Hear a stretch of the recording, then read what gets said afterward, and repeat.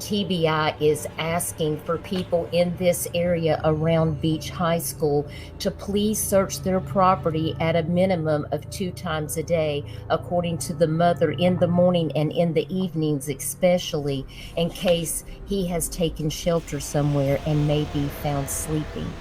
They're hoping that they're going to be able to find him somewhere. This is getting more critical by the days, Guy, because this is 7 days that he has been missing. Of course, they have a command center that is set up here. Please, please, please share this information out. Such a sweet young man, and his parents are very, very worried, and they're likely listening to this live stream right now. They're working closely with the father, the stepfather, and the mom. So, there's not like a situation where, we have parents that are not speaking to each other. They're working very diligently, and they are trying to find the best strategy about coming forward, whether it be to the news or if they make a written plea. Please, if you know anything, come forward and let us know if you have seen Sebastian. And I see Chris in the chat.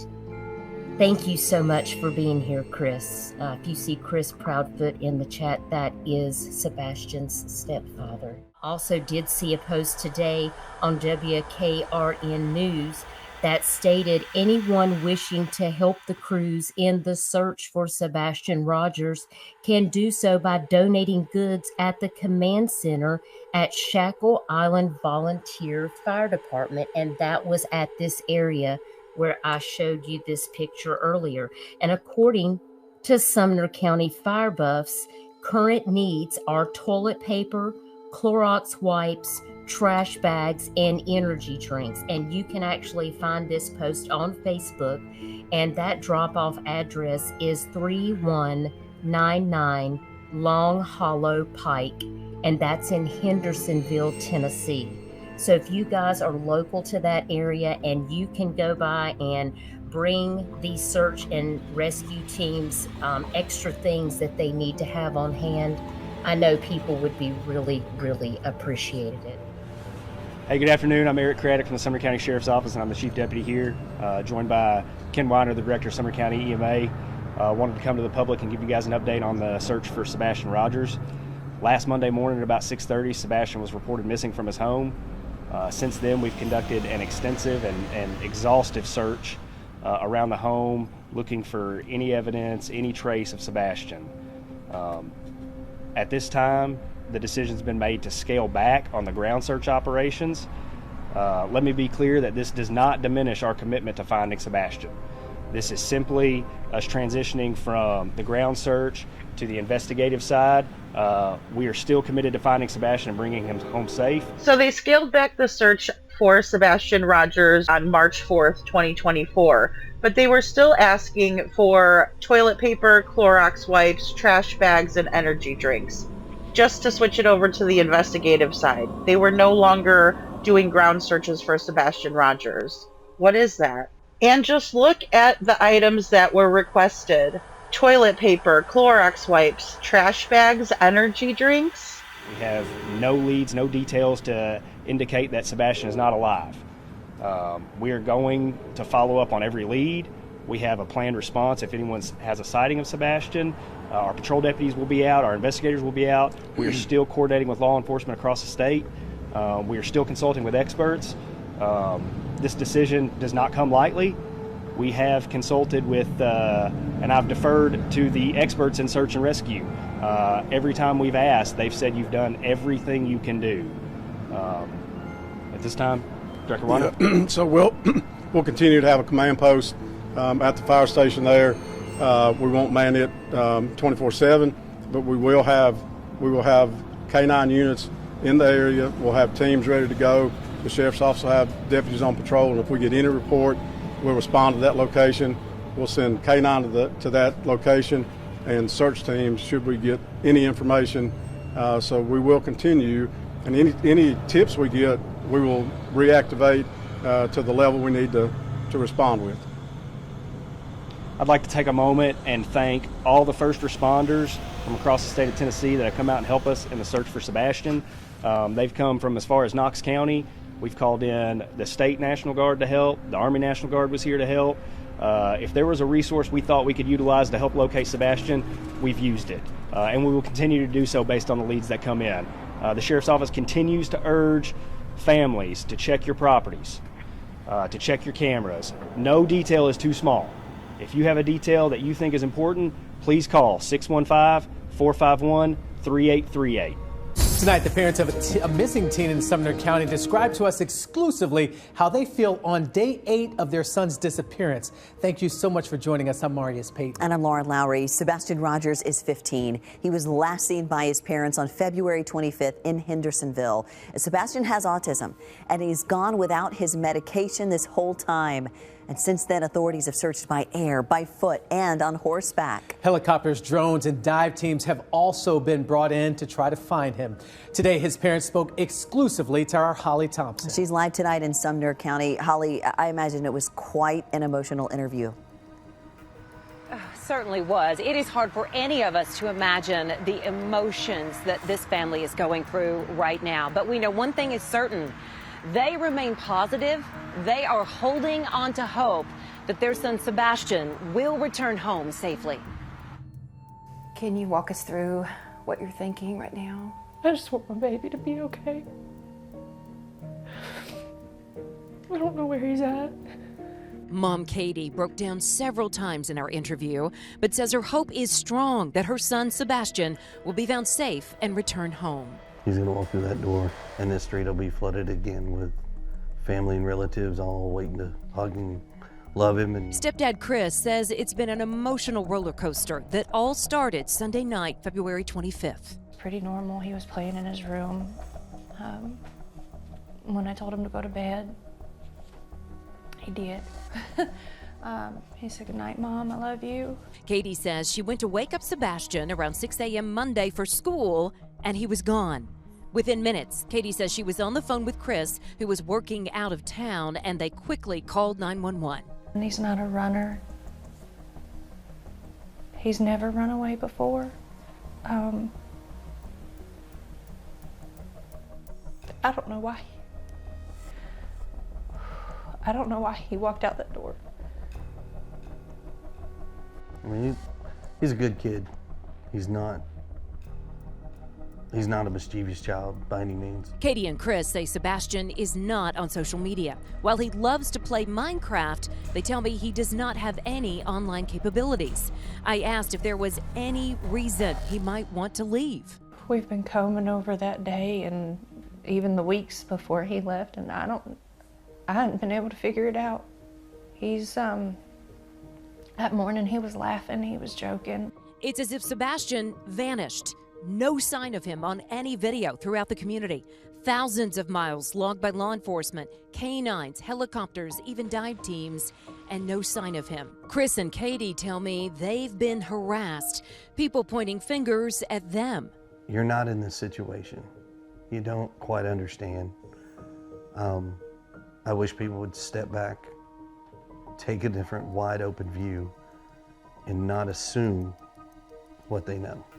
It's just better to stick to the facts. Are you both in the clear? I can tell you that Mom, myself, and the father have worked very fully and cooperatively with all agencies across the board. We have anything that they've wanted, we have provided. What do you want to say to Sebastian? What do you want him to hear from you right now? That we love you so much, and we want you to come home, and you're not in trouble. So first, just express, I can't even imagine as a parent what you two are going through. How would you describe the situation right now? How are you coping?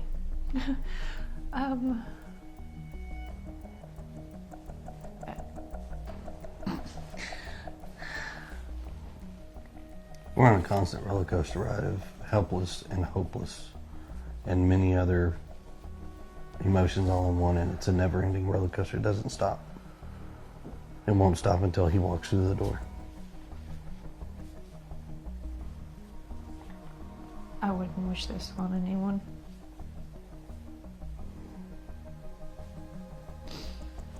not anymore. I know we're about keeping hope alive. I'm sure that's in there somewhere. Oh yeah. He's gonna Always. come home. He's gonna walk through that door. And this street will be flooded again with family and relatives all waiting to hug and love him. And That boy's gonna have more friends than he knows what to do with when he comes home. So here we are, 8 days now searching for him. Walk us through that Sunday night that he went missing. So walk us through, we've got so many people who really want to know, okay, how did this happen? So kind of just walk us through that night. We were out and about that day. We were having a really good weekend. We got home. Everything was pretty normal. He was playing in his room. When I told him to go to bed, he did. He said, "Good night, Mom, I love you." Said goodnight to his puppies. A little bit later, I wound up going to bed, and when I woke him up for school, he wasn't there. So in your mind, that's usually around what time? When do you normally wake up? Around 6 o'clock? 6. So were you instantly thinking something's wrong, or were you like, he may just be already in the shower, I took a in the living second. room? I took a second and walked through the house looking for him in case he'd gotten up and was trying to get breakfast or something, because he did that sometimes. About 3 minutes in, give or take, I was on the phone with my husband and I said, "I can't find him." He said, "What do you mean you can't find him?" I said, "He's not in the house."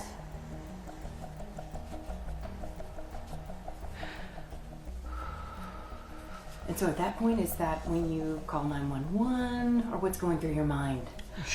while we were on the phone, and I was like, "Is he on the other side of the bed?" The normal places he may be in the house, and he wasn't. So I was like, "Okay, well, hold on a minute." And immediately after that, we called the sheriff's department and made the report. I ran all over the house, outside, inside. I looked in every closet. Within minutes, they were here. They responded within minutes, and here we go. So you said you were on the phone with her, so Yes, you were not home. No, ma'am. Okay. I was at work. I'm a tower crane operator, and I was working in Memphis at the St. Jude Project. So it's, I have an earpiece in that talks to my phone. I have another earpiece in that does the radios. So when she was talking to me, it was like, what? I was confused. We talked about where he could possibly be, and then we went from there and led to calling the cops, and here we are now. And within minutes, they're there at the home. Yes, ma'am. It was rapid fire. They had cars.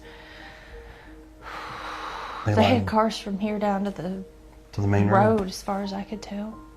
So what's going through both of your minds? I mean, are we panicking? Is it this, oh, I think he's probably at a neighbor's house, or what are you thinking? My son doesn't run. He's not a runner. He's never run away before. I don't know why. I don't know why he walked out that door. I mean, he's a good kid. He's not a mischievous child by any means. But there's answers to questions that have no answers, or questions with no answers right now that we are searching for desperately, and we just don't have that. Is there anything that happened that day that you think back and there might have been a reason he was possibly upset, or something outside that could have enticed him to go outside? Was there anything that came to mind? We've been combing over that day and even the weeks before he left, and I hadn't been able to figure it out. He's that morning he was laughing, he was joking. Everyone we were around that day agreed that he seemed like he was in a good mood, he was behaving. It'd make more sense if we'd been fighting. or he'd been in trouble, but he hadn't even been in trouble. So, I mean, the $1 million question, why did he go? And the other $1 million question is how. What about social media? Is there anything that, anyone he could have contacted? I understand he was somewhat of a gamer, or what was he? There was a video game he loved, right? Minecraft. He loves Minecraft. The game that he has is not online. He has the Switch. We don't, because of how social media can be, he doesn't have accessibility to communicate with folks On the internet. on internet. I mean, we have a firm belief that we just don't feel that right now that he's capable of having that kind of responsibility. Mm-hmm. So, I mean, his phone is locked down, his computers, his gaming. He doesn't have a gamer tag. He doesn't have online capabilities with games. I mean, We've combed every electronic. I mean, we've cooperated with all the authorities as far as anything they've asked us to provide, we've provided, and still just don't have any answers. Did he have any friends that could have possibly contacted him in some way on his phone? All his friends at school have been questioned to my knowledge, and none of them knew anything. So this big question mark, he's vanished. Yes, ma'am. And no one can figure out where or why. All right, so let's talk too about the relationship involved, because the biological father is very much involved in Sebastian's life as well. Yes, ma'am, very much. Right? And how would you describe that relationship, the two of them and the four of you? It's relatively good. I mean, we talk regularly. He talks to his son on a regular basis, sees him on a regular basis. He's involved in school and therapy, and I mean, he didn't have any extracurricular activities, but I can tell you now, if he did, his dad would be in the front row.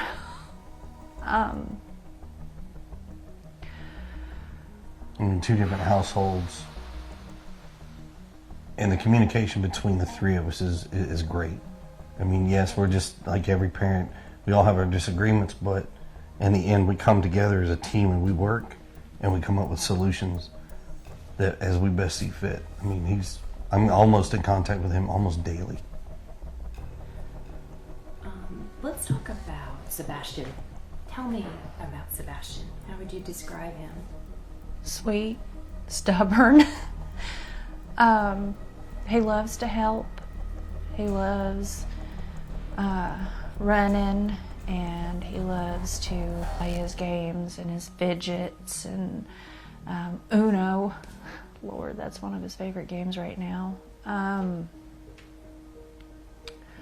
Favorite color is green. Does he love music? Oh, God, he loves music. An eclectic taste. I mean, from, as everybody knows, Eye of the Tiger to Eddie Vedder. Oh yeah. Oh yeah. So we got Pearl Jam on one hand, we've got Survivor on the other over here, we've got Taylor Swift, and he's got a big crush on her. I mean, country, rock, no classic. hip hop. We don't allow the hip hop. Well, he doesn't really get into it anyways. Rap and things. You mentioned he loved running. So, did he love the outdoors at all? I mean, would something outside that was somewhat outdoorsy be enticing to him or pull him outdoors? He loves, like, when we were in California and the school had this lap thing to gain money. It was a fundraiser. And every year he was, I did this many laps. I mean, I've got t-shirts where they would write on his back. Every time the kids went around, they'd mark a mark on the back and they'd keep running. And he just had marks all the way across his back. He likes playgrounds. He hates being dirty. He don't like being dirty. Yeah, he's not your tomboy style child where he goes outside and plays in the mud. He loves animals, but he's terrified of bugs. Oh yeah. Wow. Okay. I mean, Yeah. even a fly, and he's like, oh! Let's talk too, because he's highly functioning. I know you all have described him as having a form of autism. He does. But just describe that to our viewers too, as far as his way of thinking of things and maybe how determined he was about certain things or his mindset. He's got a stubborn mindset. If he believes it's this, he gets on a one-man track and he is just on it, and he is all about it. but I mean, he's very smart. He can play chess. He can beat adults in chess. Wow. So he loves playing games. What about navigation? Like, did he have a sense of direction? Do you think he could have possibly even hitched a ride or gotten a ride on a bus or some sort of transportation? that is a speculation that we don't have an answer for. Just directionally, he knows he could guide you from our house to his dad's house. Yeah. He could get from like this house, I think he can make it up to Culver's ice cream. He can go to Culver's. Oh, the boy loves He a knows malt. where Culver's is because Culver's has malt. Uh-huh. He loves malt, extra malt. Every time, extra malt. Now, how far away does his dad live? Clarksville. His dad lives up by Clarksville. So he could guide someone all the way to Clarksville. Mm-hmm. Oh, wow. Okay. So a pretty keen sense of direction, at least with certain things. Familiar routes. Yes. Familiar routes. Okay. Familiar routes. I mean, if I took him another route going He this way, takes he would it. not know it. He goes up there so often that he knows how to get to his daddy's. We know that. His dad works with him as far as, well, we're going this way, we're going that way, and keeps the same thing, and it works out. So. Let's talk too, because earlier, Chris, you and I were talking, and you were saying that there are a lot of people who are harassing both of you. What of any of that do you want to address? What do you want to say to any of these people? Just that you don't know. And I don't wish you to ever know. I would say it like this. Everybody has an opinion. You know, and it's perfectly okay to have that opinion. But you're not in this situation. You don't quite understand. I wish people would step back, take a different wide open view, and not assume what they know. It's just better to stick to the facts. If they have questions, all they have to do is ask. And I pray genuinely that no one ever goes through this. Just be kind to people. I mean, it's real simple. There are some people who have been talking, because I know this is part of the harassment. Is there anything you want to address about this child custody situation with the previous? So I have a current case that is ongoing in another state. We've requested that case to be sealed because there are some individuals who have taken upon themselves to put stuff out there that they don't quite know, which all they have to do is ask, I'll tell you. But because of that, you know, it has nothing to do with our son. It has nothing to do with the situation. You know, I just, people would respect that and then keep an open mind. It's totally different. If Sebastian is able to watch this, and maybe he's watching this as it airs, and if he is, what do you want to say to Sebastian? What do you want him to hear from you right now? Oh gosh. That we love you so much and we want you to come home and you're not in trouble.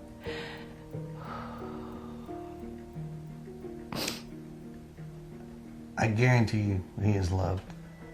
And trust me, the open arms are waiting for him to come home.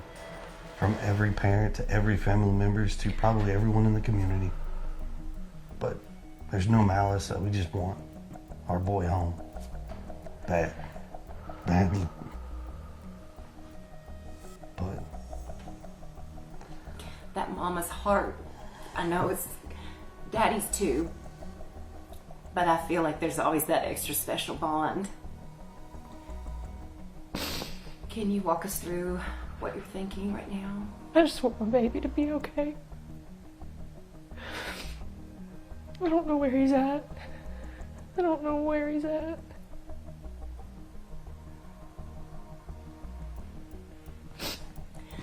Let's talk about the community, because I want you all to know, even my church body, I mean, we're all praying for his safe return quickly. What do you all want to say to the community? Thank you. With everything from the bottom of our hearts. I would not have imagined how far this has gotten, but there's no way to repay the gratitude, the love that we've felt from the community, the prayers. But thank you. But from the don't bottom of our stop hearts. looking. Yeah, please. My son is somewhere. This ain't over until he's home. That's right. So we have, let's mention, it's been on the search itself, because we know thousands of miles have basically been traced and retraced. We've got hundreds, we've got volunteers, we've got law enforcement from within the state, from without, outside of the state. I mean, do you feel like they're doing as much as they can? I mean, you all have been right there in the front seat, seeing everything that's underway. As far as I know, they're doing everything. Anything and everything has been an option. They have brought in assets and resources from various counties, potentially other states. I mean, I don't know how much more they could do, but we're grateful for everything they have done. They're amazing, but they still haven't brought my baby back. They will. They will. He's out there somewhere. So it's basically, it's one day at a time, getting through this and bringing him home. What is the reaction to the fact that somehow his image, he hasn't been captured on any video anywhere? I know that it was very dark that night. I mean, it gets dark around here at night in general, but so far we haven't found him on any camera footage to prove where he's at or where he's gone. I know that they're looking, and I went asking everybody and anybody that has cameras, trail cams, stores, to check, even from before he went missing, just to see if there's anything at all. I understand there was a request for video, any sort of footage of Sebastian from earlier in the day, on Sunday, before he disappeared. That I don't believe we can comment on right now. That is not something that I believe we're privy to at this point with law enforcement. That is something I would definitely direct back to them. But I mean, there's all kinds of requests out there. There's thousands of hours of video that they are combing, and we're just hoping they'll find something. And I know this is so sensitive. What do you say to people who inevitably end up pointing their finger back at you? We were talking earlier, and I mean, are you both in the clear? I can tell you that Mom, myself, and the father have worked very fully and cooperatively with all agencies across the board. We have anything that they've wanted, we have provided. So cooperation is there. I mean, what do you want to say to our viewers? Anybody who's watching, we've got a lot of folks in this community and in other counties just throughout the state as well. What do you want to say to them? Help spread the word and keep searching, and thank you. And just, if you think you see him, call him in. Thank all the viewers, everybody that's helped. from across the board. I mean, everybody has been tremendous. Call his name. Yeah. He'll answer, and if he doesn't answer, he'll look, even if he's not being verbal at the moment, because he can talk, but sometimes he don't talk. Call his name. Tell him to stay put. He could be on the move, so keep checking your properties. Yes. The search is never over until he comes home. That is for sure. So smart. But thank you for everything that everybody has done, has volunteered, the continuous efforts. I mean, it's, like I said, I've never seen something to this magnitude before. Our community is amazing. We're all praying, hoping, and searching for Sebastian's safe return for that day. Thank you both for Thank talking you. with me. Now, Katie did tell me that even though Sebastian does have autism, he is a smart teenager. He is highly functional. They say if you see him, say his name, say Sebastian, and he'll respond. He'll at least acknowledge you. And I can tell you, this is my home. This is my community. And the people here are strong. They say they will continue to search. They will continue to hope and continue to pray for Sebastian's safe return. And by the way, you can watch my full exclusive interview with Sebastian's parents on our WSMV4 app.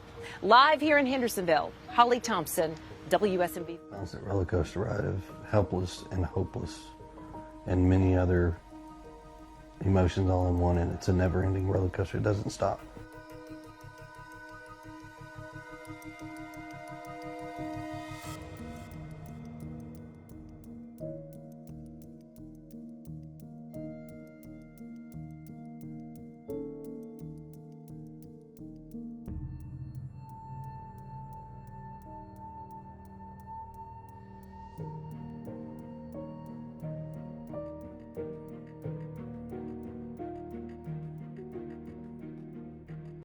This is our... Okay, yes. Bravo, thank you so much for coming.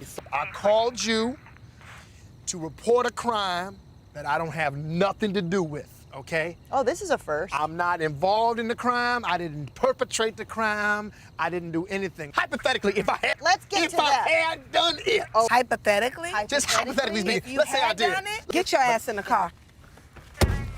Hypothetically speaking, you're about to get your salad tossed in prison. I'm your defense attorney, okay? Is to get you acquitted of all charges. All charges. Well, That's that's the $1 million question. I mean, what you want to just say to the answer to that question is no, I did not.